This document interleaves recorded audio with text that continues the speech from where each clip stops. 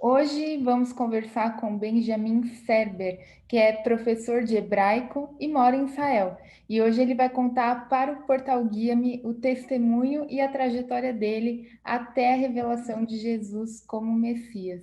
Benjamin, quero te agradecer mais uma vez aqui pela sua participação com a gente no Portal Guia-me. Muito obrigado, o prazer é todo meu, estou à disposição. Benjamin, começa contando para gente como que foi a sua infância. Você nasceu em Israel? Eu nasci em Israel, mas eu sou filho de judeus brasileiros. A gente sempre lembra que muitas pessoas falam, então você é judeu, então tem que ter nascido em Israel. Não exatamente, meus pais não nasceram em Israel. Eles são judeus porque os judeus foram dispersados pelo mundo por causa dos romanos, né? Os romanos expulsaram os judeus de Israel, a chamada diáspora. Então, eu sempre deixo isso claro, tem judeus no mundo inteiro, mas são judeus, têm o sangue de judeu. Mas eu sou filho de judeus brasileiros, mas as minhas avós, meus avós, não nasceram no Brasil, porque a imigração judaica no Brasil só tem 100 anos, cento e poucos anos. Então, meus avós vieram da Europa, tanto do lado do pai quanto da mãe. Mas em 1976, meus pais resolveram fazer a chamada Aliá, que é quando os judeus retornam para Israel, para viver em Israel. E isso é uma das profecias, né, que está na Bíblia, que os judeus voltariam à terra de Israel. E isso tem se cumprido depois de 1948, quando teve a independência do Estado de Israel e os judeus o Estado de Israel consolidado como um país independente. Então, em 1976, meus pais fizeram a chamada Aliá. Aliá em hebraico significa subida. Então, em 76, eles vieram para cá, para Israel, e eu nasci aqui, minha irmã mais velha também, só que em 1984 eles acabaram voltando para o Brasil. Então, eu cresci no Brasil. Desde os 3 anos, eu cresci em São Paulo. E você foi criado em uma comunidade judaica ultra-ortodoxa, certo? Na verdade, eu não fui, até os 13 anos, eu não fui criado numa comunidade judaica ortodoxa. Fui criado dentro da comunidade judaica. Em todos os países do mundo onde tem judeus, inclusive no Brasil, tem judeus praticantes, tem judeus não praticantes, tem várias linhas.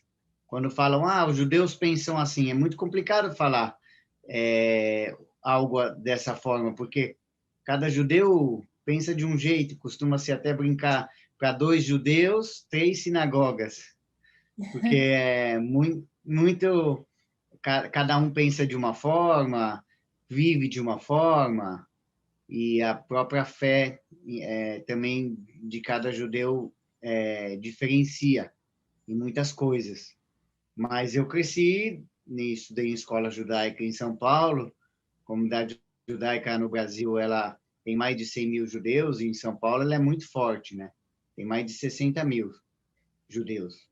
Então, eu cresci dentro do clube judaico, escola judaica, mas não na parte muito religiosa.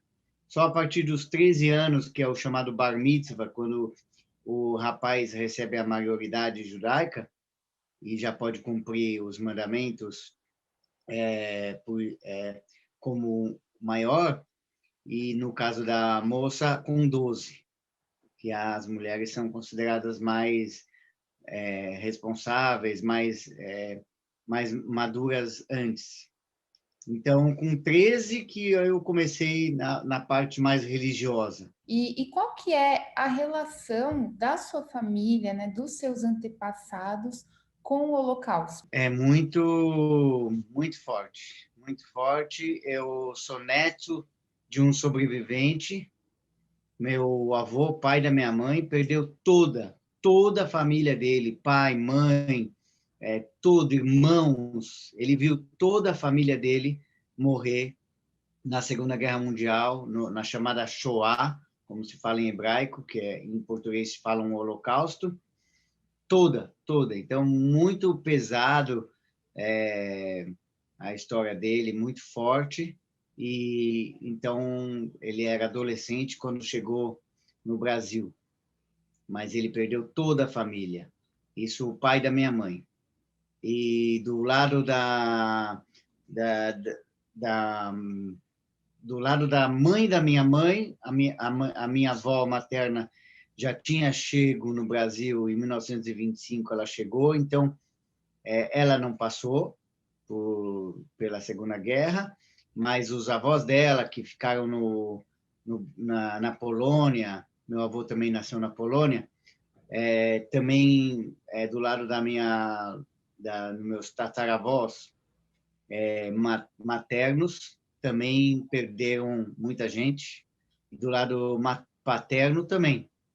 Do lado do pai, a família da minha avó, também, isso na Letônia, num dos países da antiga União Soviética, também muita gente da família morreu. Então, é a relação direta com o Holocausto e com a Shoah. E para minha mãe foi muito difícil também, porque ela não foi praticamente criada pelo pai dela. O pai dela não tinha estrutura emocional para cuidar da minha mãe por tudo que ele passou. Tanto é que ele se separou da minha avó. Minha mãe era muito nova e ela não teve essa relação com o pai dela. Eu acho que a vida dele foi frustrante e aí ele se separou da minha avó e aí ele veio para cá, para Israel. Então, é a relação total da minha família direta no sobrevivente do Holocausto. E aí chegou um momento, né? Você foi criado naquele ambiente religioso judaico, né? Na sua adolescência, na sua juventude, e chegou um momento em que você teve uma revelação de Jesus como Messias, né? Então conta para mim como foi essa parte da sua vida. Então, como a maioria das pessoas sabem, assim, por alto, não tão profundo, mas o judaísmo hoje ele é muito extenso e eu estudei durante uma boa parte da minha adolescência o judaísmo e as leis e o Talmud, são discussões rabínicas desde a época de Yeshua, da época do Segundo Templo e até um pouco antes. Então, tudo isso eu estudei, eu participei, mas eu não cresci, eu não nasci nisso. Nasci em uma família judaica tradicional, não ortodoxa. Então, para mim, era muito mais difícil muitas coisas, entender e viver e concordar também, porque eu entrei a partir dos 13 anos e não nasci já nisso. Esse judaísmo ortodoxo é muito extenso, muito profundo, muito forte e tem às vezes, muitas contradições, rabinos discordando, como eu falei. Nisso, durante a adolescência, eu largava o rabinado, o seminário, o estudo de rabino e falava, eu vou continuar como um judeu não ortodoxo. Mas eu também via que aquela vida sem buscar aparentemente o Criador, o Eterno, também não era o que eu estava precisando na minha vida, o que eu estava querendo. E aí eu voltava para a escola de rabino, para o seminário, e isso aconteceu algumas vezes durante a minha adolescência. E eu tinha dificuldade de entender algumas coisas, a relação da lei com o pecado e como que os meus pecados eram perdoados e o jugo da lei, se não tem o templo, como que eu poderia fazer algum sacrifício, como está em Levítico, em várias partes da lei, para que os pecados sejam redimidos. Todas essas questões eram muito profundas na minha mente, e isso eu tinha essa dificuldade de entender. E eu saía, entrava. Nessa busca, eu também morei na sinagoga em São Paulo, eu era ajudante do rabino. Nessa busca incessante, eu queria realmente encontrar o caminho ideal para seguir o eterno, seguir o judaísmo. Mas muita coisa é contraditória. Foi aí que, nessa busca, um senhor muito simples, eu morava no metrô Vila Mariana, na Ana Rosa, ele chegou para mim e ele falou, ele não me conhecia, ele andava lá no metrô Ana Rosa e ele chegou para mim e falou, eu não te conheço, mas o senhor manda te dizer que você busca ele há muito tempo e que ainda falta algo para completar a sua vida. E aí começou a falar do amor de Deus e das promessas dele na minha vida. E isso abriu, essas palavras foram muito profundas e foi abrindo o meu coração, até que ele falou do amor de Yeshua, Jesus. Porque antes, alguns já tentaram falar para mim, até o caseiro da sinagoga tentou falar para mim de Yeshua, mas de uma forma que ele queria me fazer algo forçado e me ensinar a Bíblia. Aí eu falava, mas eu sou aqui ajudante do rabino, que você quer me ensinar a Bíblia e as coisas, mas não dessa forma. E queria me impor, né, Yeshua. E só que quando um tempo depois esse senhor falou para mim, ele falou com amor, que é o que faltava para eu escutar. E assim que o meu coração se abriu para Yeshua.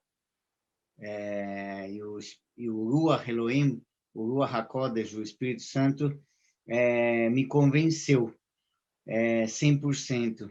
Isso foi em março de 2001, que que faltava para completar na minha vida e para eu entender o conceito e toda a base do judaísmo era Yeshua, aquele que é o sacrifício de Pêssar, da Páscoa, e aquele que redime os pecados, é aquele que veio não para confundir, mas para limpar toda a confusão. E assim começou minha caminhada com Yeshua. Então, foi a partir de uma revelação ali, de uma palavra de conhecimento, né, de uma pessoa no metrô, que você foi despertado para essa fé em Yeshua, né? E como que foi desde então, depois daquele dia que você foi abordado por esse homem, e você passou a investigar na Bíblia e na Torá, se Jesus estava presente ali naquelas escrituras? Você chegou a tirar dúvidas com outras pessoas? Como foi essa nova jornada de fé? Com certeza eu tinha muito para querer confirmar, que só era o começo de uma longa caminhada e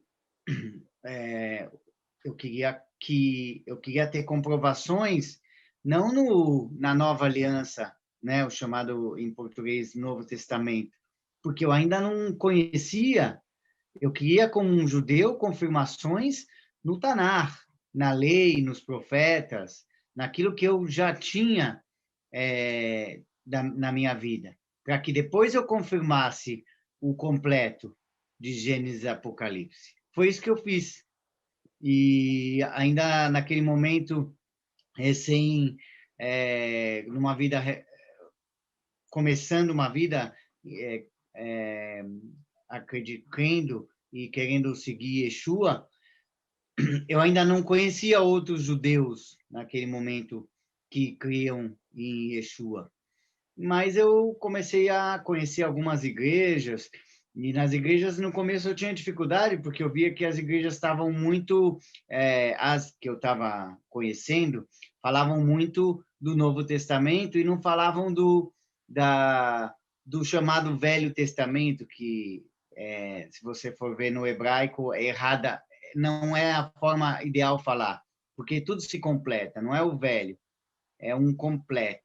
Então, no hebraico, a gente fala, eu tenho a Bíblia hoje aqui em Israel em hebraico, de Gênesis e Apocalipse, é o livro das alianças. Então, tudo isso tem que se entender, estudar escatologia, estudar para se entender o que é, o que não é, de quando, entendeu? É algo, um estudo mais profundo. Mas, naquele momento, eu queria que pastores me provassem através do que eu já tinha na minha vida, como um judeu, que é a lei.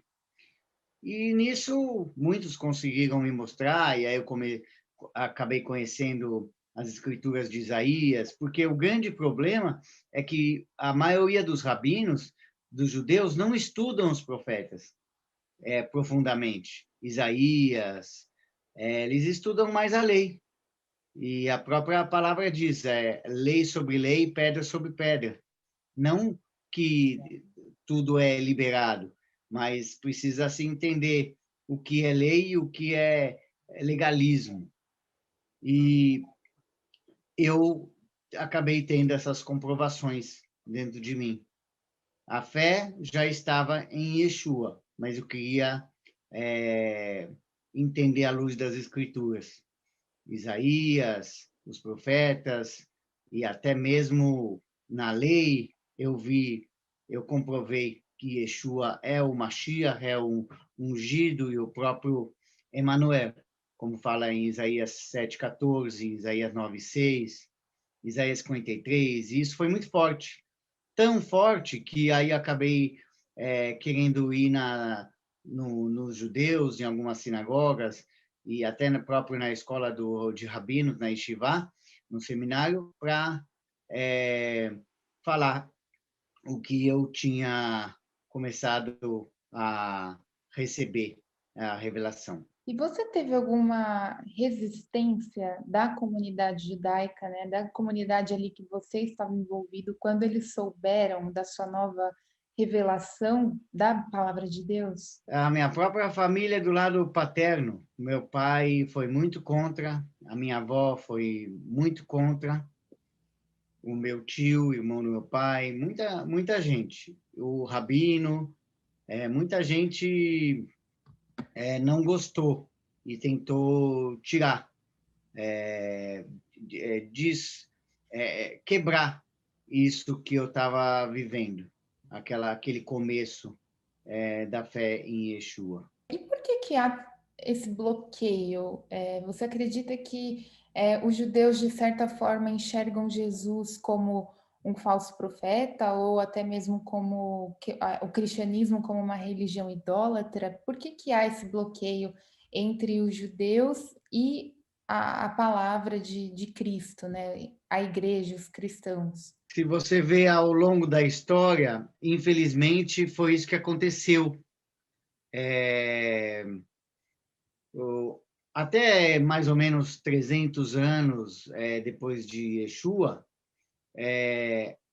a chamada primeira igreja, né, que é os apóstolos, o apóstolo Paulo, eles todos eram os chamados, muitos até falam nazarenos, ou aqueles crentes em Yeshua, judeus, né? Hoje a gente usa o termo judeu messiânico, o judeu que crê no Messias. A base toda de Yeshua era judaica, mas também tinha discussões na época, porque aí começaram não só judeus creem em Yeshua, mas então, depois de 300 anos mais ou menos, com Constantino, Conselho de Nicéia, eles quebraram essa visão do Yeshua judeu, o Messias judeu, e levaram para Roma uma visão diferenciada. E a gente sabe o que aconteceu. Depois veio a Inquisição, forçando judeus converterem ao cristianismo. Quando a gente fala cristianismo, é muito extenso, não é verdade? É uma palavra muito ampla e nem sempre diz o contexto do que é ser cristão. Yeshua foi chamado de Nazareno. Então, tudo isso acabou sendo confusão. E muitos queriam converter os judeus à força, como a Inquisição. Então, o que ficou na cabeça dos judeus até hoje? O Jesus romano, que no nome dele, infelizmente, mataram judeus, converteram judeus. Se a gente for ver a história do Brasil, Pedro Álvares Cabral, ele tinha sangue judaico. Eles tiveram que até sair, né? A cidade de Belmonte, em Portugal, ela é muito judaica. A história do Brasil, ela tem uma história muito judaica. Você vê o sertão nordestino, os costumes, a sinagoga mais antiga da América Latina em Recife, Fernando de Noronha, do arquipélago, era judeu, muitos bandeirantes eram judeus, e, infelizmente, tudo isso acabou manchando a, a, o verdadeiro nome de Yeshua para os judeus. E eles, hoje, eles pensam que o Jesus é romano, fundou uma outra religião, enfim, saiu do judaísmo. Alguns olham ele como profeta, alguns olham com ele como até mesmo um rabino. Então, é muito complicado tudo isso. E o que aconteceu que hoje a igreja, a chamada igreja evangélica, que depois da reforma, Martim Lutero ele fez a parte da visão, do entendimento da salvação, ele conseguiu consertar, mas infelizmente João Calvino, todos esses reformadores, a parte da relação dos gentios com os judeus ainda ficou para se organizar. Hoje você vê muitas igrejas voltando para essa visão de Israel, que deram as costas praticamente 2000 anos. A igreja hoje, os gentios voltando para Israel, entendendo e procurando reconciliar com Israel. Mas é isso, infelizmente, os judeus que olham um judeu como eu, olham como se o judeu tivesse largado o judaísmo, saído e ido para uma outra religião, cristianismo, ou até mesmo eles falam que o judeu messiânico é aquele que largou a visão judaica. Mas você vê hoje todos os tipos de judeus. Infelizmente, incomoda eles o judeu seguir Yeshua. Se o judeu segue outra religião, Buda ou qualquer outra coisa, não incomoda eles como um judeu que segue Yeshua. Isso me dá mais fé, isso fortalece mais a minha fé. Nada incomoda eles. Só o judeu como eu, que segue Yeshua, e Yeshua incomoda eles, então eu sei que eu estou no caminho certo e Yeshua está dentro de mim. Agora, quem convence é o Espírito Santo. Assim como me convenceu, muitos judeus têm sido convencidos, tanto em Israel como no mundo. Mas eu sempre falo com meus alunos, e quando eu falo com o pessoal nas igrejas, que a gente precisa quebrar essa ideia do judeu que tem do Jesus romano e mostrar o Yeshua da Bíblia, o Yeshua que não veio para quebrar a lei, mas cumprir o que era pesado para nós. E ele continuou judeu e ele é o Messias e o Rei de Israel. O Portal Guia já teve uma oportunidade de visitar Israel e de conhecer uma comunidade judaica messiânica em Jerusalém. E soubemos lá que a comunidade messiânica ela é pequena ainda em Israel e que Israel, por mais que permita a liberdade religiosa, não é possível fazer o proselitismo, né, o que chamamos de evangelismo, mas de acordo com a sua experiência aí, conta pra gente como que é a comunidade judaica messiânica e qual é a sua experiência em Israel. Os judeus messiânicos aqui, pelos dados que as próprias congregações, né, que a gente chama de Keilot, e no plural, Keilah, Keilot, as comunidades, as congregações, os templos, né, dizem que são mais ou menos 200. Nós somos mais ou menos 200, espalhados por todo Israel, desde do norte a sul, e Jerusalém e outras cidades. 200 congregações, em média 15 mil crentes em Yeshua, aqui em Israel. Tem de todos os tipos, de vários tipos de denominações, vários tipos de imigrantes. Ela é uma comunidade que tem muita influência americana, de pastores judeus americanos que vieram para cá e acabaram abrindo as suas congregações em base, e outros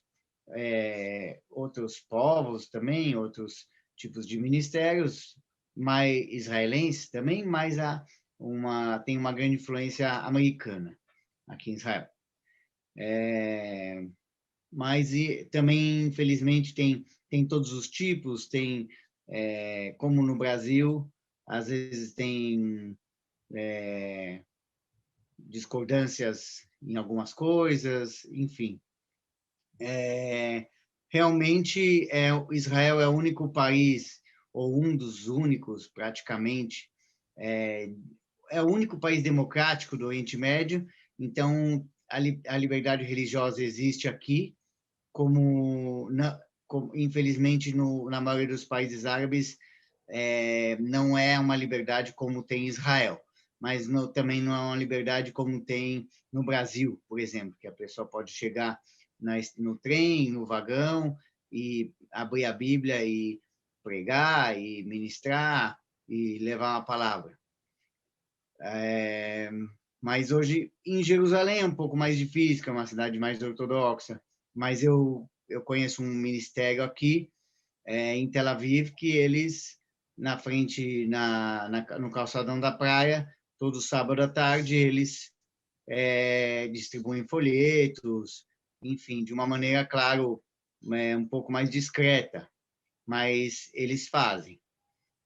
O que não pode aqui falar muito com crianças, tem que ter um certo restrito, é uma questão de regra. Vamos dizer, proselitismo, né? Levar a palavra mais com crianças, assim, sem os próprios pais estarem juntos, mas a pessoa tem que ter um certo discernimento, tomar um certo cuidado, mas